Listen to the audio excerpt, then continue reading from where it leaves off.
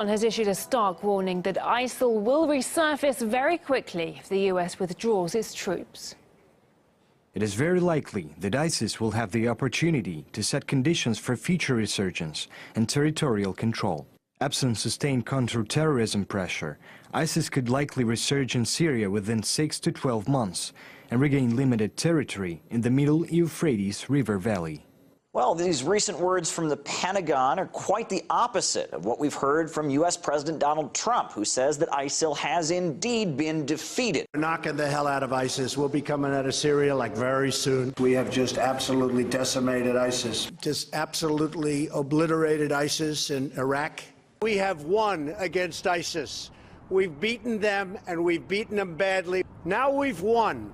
It's time to come back. Now, it was this reported defeat of ISIS that was given as the reason that Donald Trump was going to withdraw U.S. forces from Syria. Now, that was a controversial decision, and James Mattis apparently resigned in response to it. Now, at this point, we're 2 months later, and we're hearing from Trump that apparently there is talk that the USA could return to Syria in the blink of an eye if need be. You could, in that vacuum, see a resurgence of ISIS, see a resurgence of terror groups like Al-Qaeda. We'll come back if we have to. We have very fast airplanes. We have very good cargo planes. We can come back very quickly. Now, the report also seems to indicate, that's the report from the Pentagon, that ISIS could indeed resurge in Iraq, and that's why the U.S. forces have not been removed from that country. However, in Iraq, people are not quite happy about the U.S. military presence there. Lawmakers in Iraq are actually planning to put forward a bill to stop the foreign advisor presence in the country. So at this point, there clearly seems to be some disagreement about the nature of ISIS and its ability to resurge or to come back, and there seems to be some tension possibly between the president and folks in the Pentagon about what exactly to do about ISIS and how powerful ISIS might be.